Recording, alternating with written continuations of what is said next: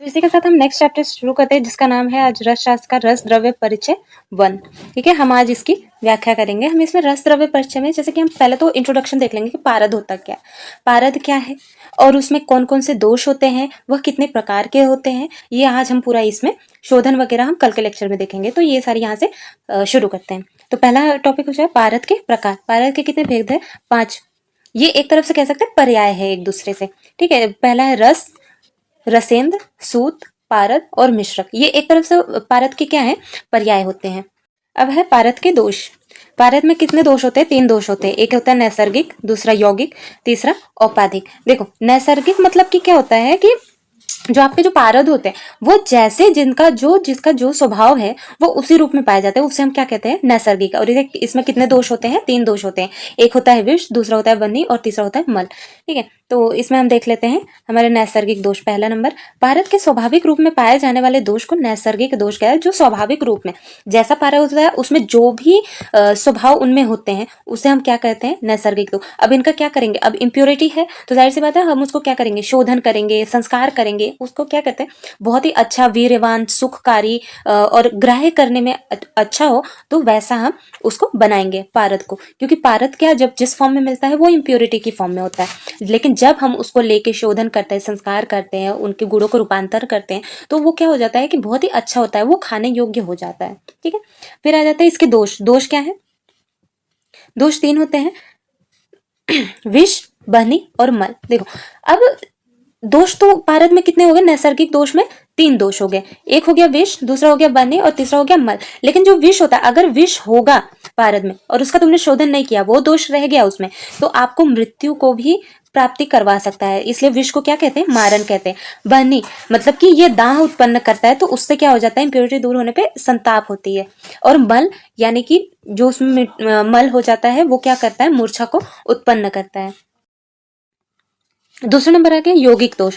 अब यौगिक दोष मतलब योग। अब ये दो शब्दों से यौगिक यानी कि योग का मतलब क्या होता है? मिलावट, जो मिश्रित हो जाते हैं। ठीक है, तो उसको हम क्या कहते हैं? यौगिक। यानी कि जैसे कोई क्वांटिटी बढ़ाने के लिए कर दिया हो, कोई मुनाफा कमाने के लिए, तो उसमें क्या करता है? तो मिलावट कर देता है। मतलब जिसके साथ योग रूप, मिलावट रूप में मौजूद रहता है उसे हम क्या कहते हैं? यौगिक दोष। ये दोष कितने होते हैं? एक नाग हो जाता है, दूसरा क्या हो जाता है? वंग हो सकता है। अब ये क्या कह रहा है? इनकी उपस्थिति के साथ सेवन करने से तुम्हें जड़ता, आधमान यानी कि आधमान हो सकता है, कुष्ठ रोग से, स्किन डिसऑर्डर जैसी बीमारियां तुमको उत्पन्न हो सकती हैं। तीसरा नंबर आता है औपाधिक दोष। औपाधिक दोष इसे क्या कहते हैं? किंचुक दोष भी कहते हैं, किंचुक दोष भी कहते हैं, जो पारद के विभिन्न कारक जैसे भूमि, जल आदि के संसर्ग से उत्पन्न होती है। ठीक है, जैसे जो पारद होती है हमारे, जैसे कि भूमि कह सकते हैं, जल को वारिज कह सकते हैं, ऐसी सारी चीजें अभी आप नीचे पढ़ोगे। तो पारद जिस स्थान में पृथ्वी से निकलता है उसे भूमि के संपर्क में भूमिज दोष होता है। यानी कि जैसे हमें पृथ्वी से मिला, भूमि होगी, तो वहां से अगर हमें पारद मिलता है तो उसमें भूमिज दोष रहते हैं। यानी कि भूमि के कणों से वो जो दोष को उत्पन्न करते हैं, विकार उत्पन्न करते हैं, तो उसे उसकी हिसाब से क्या कहता है? पारद को भूमिज दोष कहते हैं। अब ये दोष कैसे होते हैं? 7 प्रकार के होते हैं। एक भूमिज हो गया, गिरिजा हो गया, वारिज हो गया, नाग हो गया और वंग हो गया। अब भूमिज हो गया, तो भूमिज में उनकी उत्पत्ति, भूमि से उत्पत्ति कौन कर रहा है? परपटी कर रहा है। गिरिज से उत्पत्ति कौन कर रहा है? पाटनी कर रहा है। वारिज से भेद्री कर रहा है। नाग से 2 हो जाते हैं, द्रावी और मरकारी। वंग से अंधकारी एंड ध्वांक्षी। ठीक है, आया समझ में? अब देखो, अब यहाँ पे भूमिज रहा तो भूमि अगर इम्प्योरिटी नहीं गई तो क्या हो सकता है? कुष्ठ रोग उत्पन्न होता है। गिरिजा अगर इम्प्योरिटी नहीं गई तो जड़ता उत्पन्न हो सकता है। वारिस से वात विकार और नाग और वंग से त्रिदोष को प्रकोपित कर सकता है ये। अब इनके ग्राह्य अग्राह्य लक्षण देख लेते हैं कि कौन से पारद मतलब खाने योग्य होते हैं और कौन से खाने योग्य नहीं होते हैं। जैसे कि खाने योग्य की हम बात करते हैं तो नील वर्ण की आभा, वो कैसा होता है? नील वर्ण की आभा के समान होता है, परिच्छाया होता है, बाहर से उज्जवल, निर्मल और श्वेत मतलब चमकीला, सिल्वर टाइप का होता है।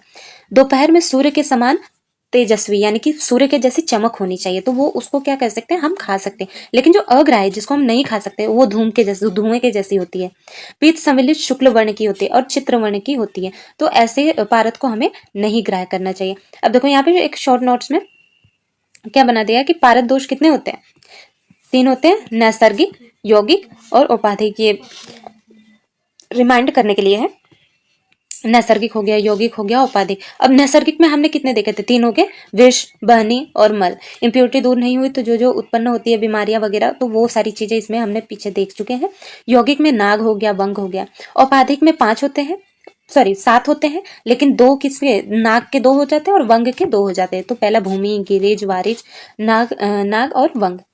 अब भूमि में कौन सी हो जाती है? परपटी आपकी, पाटनी हो गई, भेदी हो गया, द्रावी, मलकारी, अंधकार एंड वांक्षी। अब यहाँ पे बताया कि दोष को दूर करने के उपाय। अब जैसे कि पारद में जो दोष होते हैं, अब उनको आप शोधन प्रक्रिया से, मारन, मूर्छन, जो भी प्रक्रिया दी जाती है उनसे क्या करोगे आप? मतलब उसे इम्प्योरिटी को दूर करोगे। तो ये सारी प्रक्रिया बताई गई है कि किस दोष में क्या उपयोग करके, कौन सी प्रक्रिया का उपयोग करके उसको आप प्योर बना सकते हो। जैसे पहला है विष। विष को चित्रक मूल से मूर्छन संस्कार करने को बताया है। बहनी में त्रिफला का मूर्छन संस्कार बताया है। मल हो गया तो गृह कन्या से मूर्छन संस्कार, इसको भी मूर्छन संस्कार करना है। नाग और वर्द में ऊर्ध्वपातन संस्कार ताम्र की पिष्टि से करना चाहिए। यानी कि ऊर्ध्व संस्कार, आपको पता है ऊर्ध्वपातन यंत्र से जो पातन करते हैं, ऊर्ध्वपातन यंत्र उसमें करके किया जाता है। आपने द्रव्य उपकरण सेकंड में देखेंगे तो आपको ये चीज दिखेगा। वंग आदि भुज कंचुक दोष में मूर्छन संस्कार करते हैं। वंग आदि संपर्क किंचुक दोष में पातन संस्कार और सप्त किंचुक दोष का नाश करने के लिए शोधन, जैसे कि विशेषकर मर्दन और छालन से। तो आज का इस लेक्चर यहाँ पे खत्म करते हैं।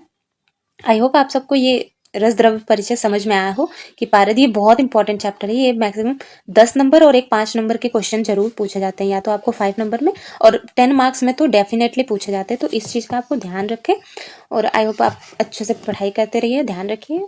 मिलते हैं नेक्स्ट लेक्चर में एक नए टॉपिक के साथ।